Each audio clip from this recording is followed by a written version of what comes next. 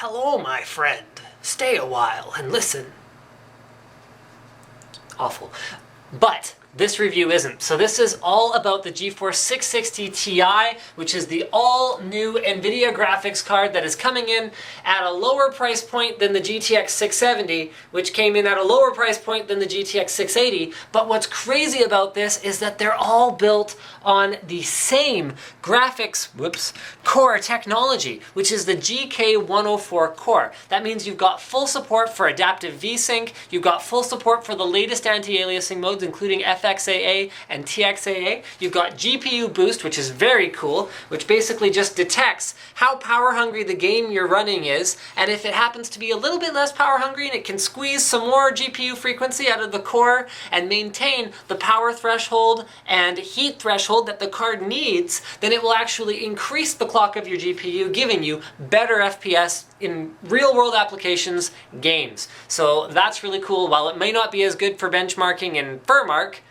which most people don't need to do because what you really want to do with a graphics card is play games, then I totally vote for that technology. So there's a couple different cards that we're looking at here today. The one that we did the bulk of the benchmarking on is the GTX 660 Ti Power Edition from MSI. However, we also did take some readings with the Galaxy GTX 660 Ti GC with their dual fan cooler. So what we did find was that due to the overvolting capability of the Power Edition, we were able to overclock higher on this card. However, the Galaxy card did run significantly cooler, about 7 degrees cooler than the MSI card, under a realistic gaming load. So in this case we used Crysis 2 in order to get all of our gaming load temperatures as well as our gaming load power consumption. And we are using, let's see, which games did we test? So we tested Crysis 2, Witcher 2, Skyrim, which didn't end up being very GPU limited at all, so that one was kind of pointless. Metro 2033, as well as one other game which is escaping me right now, but maybe Slick can remind me. Yeah, we already said Witcher. Battlefield 3. Battlefield 3. So we did 5 games, finding out where these cards fall in terms of performance. So we did the 660 Ti, because that's the card of the day. Okay, 660 Ti, very important performance numbers. We did the 560 Ti because we wanted to see how the new 660 Ti performs compared to the card that it is replacing in that sort of $250 to $300 segment, although the 660 Ti comes in at the high end of that segment. We did the 670 to find out how the 660 Ti compares to its older brother, so if you want to shell out another $100, what do you get? We did the Radeon HD 7870, and in this case we used a, what is this, a Hawk? Yeah, Hawk Edition card, because it doesn't cost much more than a regular 7870, and we want to compare real 660 Ti's you can buy to real cards that you can buy on the market today to compare it against. We actually have a Sapphire 7950 that's running on that test bench over there that we use to compare, because the 660 Ti falls right between the 7870 and the 7950 in terms of pricing, but what you're going to see is that at 1080p performance is actually closer to a 7950 than it is to a 7870. So that is the range of cards. Stick with me, guys, and we're going to walk through all the performance numbers together of this all-new and very exciting graphics card. So we're going to start with Crysis 2 benchmarks. So you can see right here the GTX 660 Ti Power Edition actually performs as well or better than the 7950 Dual X from Sapphire. Remember, this is an overclocked, factory overclocked 7950 and dramatically outperforms the 7870 Hawk. It actually comes within spitting distance. This is a bit of an anomaly, this difference in the minimum FPS. So the red bar is average and the blue bar is minimum, but you can see it performs within about 10% of the 670 reference card, which means that once we overclock this a little more, we can probably get pretty close. And I'm going to be doing a separate video about overclocking. The 560 Ti gets destroyed in every possible way, so if you have one of these, the 660 Ti is a worthy upgrade. It should be noted we're running on the ultra highest presets at 1080p with medium motion blur and high-res textures enabled. This is a custom game run-through. Every benchmark we do is a run-through in-game recorded with fraps. We are not using any canned benchmarks on this YouTube show. Battlefield 3 is another big win for the 660 Ti. So this is at Ultra presets, and this is single player gameplay, guys. We are going to do a separate video comparing the GTX 660 Ti to the 7950 directly in Battlefield 3 multiplayer. We've been asked for that a lot of times, so look for that on my channel as well in the next little while here. And Slick's going to do some run-throughs in a nice full server where you can really see how these perform in the most intensive possible Battlefield 3 scenario.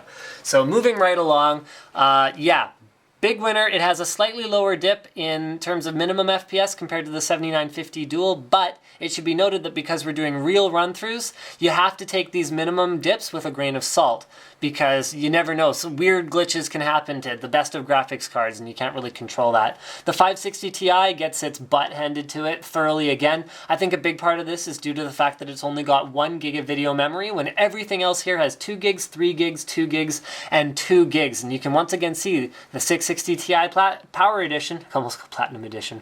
Can you tell I've been like doing this a long time? The last card called Platinum Edition was an X800 AGP. Yes. And gets dangerously close to that 670 performance mark. Skyrim with high texture pack enabled also just destroyed our 560 Ti. This was not pretty, so let's sort of just, you know, ignore that. So we'll have a look at how the 660 Ti did. This is one where the 670 with its additional memory bandwidth seemed to really pull away from the 660 Ti, but even then the 660 Ti hung with the 7950 as opposed to with the 7870. For Witcher 2, we're using a slightly custom configuration, high spec with vertical sync disabled so that we can get the maximum FPS. Mind you, it never really goes over 120 FPS anyway. We're using a 120Hz monitor. So on this one, you see that the 7950 dipped a little bit low. This is not representative. It should be more like probably in this range. It was a bit of an anomaly. However, we can still look at the average FPS numbers and see that the 660 Ti PE for the first time landed around where its price point is, which is between a 7870 and a 7950, instead of running right with the 7950, which is a more expensive GPU. The 670, again, performs a little bit better than the 660 Ti, so no real surprises here. And once again, in Metro 2033, the GTX 660 Ti destroys the card it's replacing, and it's not as close to the 670 in this one, but actually here, I'm going to cheat. I'm going to show you guys a preview from our overclocked performance guide. But you're going to see that in Metro 2033, the 660 Ti, oh no, it still trails behind in a big way in Metro 20, okay, forget it. So it's more like a 7870 in terms of performance in this particular title, but I think this shows us a good cross-section of which titles the 660 Ti performs more like a 7950, and which titles it performs kind of exactly where it's supposed to be, and in a worst-case scenario, it performs about like a 7870, which is what the pricing is sort of closest to if you don't factor in mail-in rebates. However, if you factor in mail-in rebates, some of the 7870s are priced pretty aggressively. So I think that pretty much wraps it up. If you want 3D vision, if you want NVIDIA's Surround as opposed to AMD Infinity, if you want PhysX, then you will have to go with a GeForce card. And if you want the best price to performance ratio right now for GeForce, the 660 Ti is looking like it, because it just rocks the last generation stuff in terms of performance without demanding a huge premium on the price. So thank you for checking out this review for 1080p performance of the GTX 660 Ti. Remember, we got a couple here. So there is an SLI performance review coming where we're going to be comparing it directly to a GTX 680, because all of a sudden buying two of these is not that much more expensive than buying a single 680. So that's an interesting scenario, because they should perform pretty well. So we got two of them, we'll show them off then, and I think that pretty much wraps it up. Don't forget to subscribe to Linus Tech Tips for more unboxings, reviews, and other computer videos. Yay!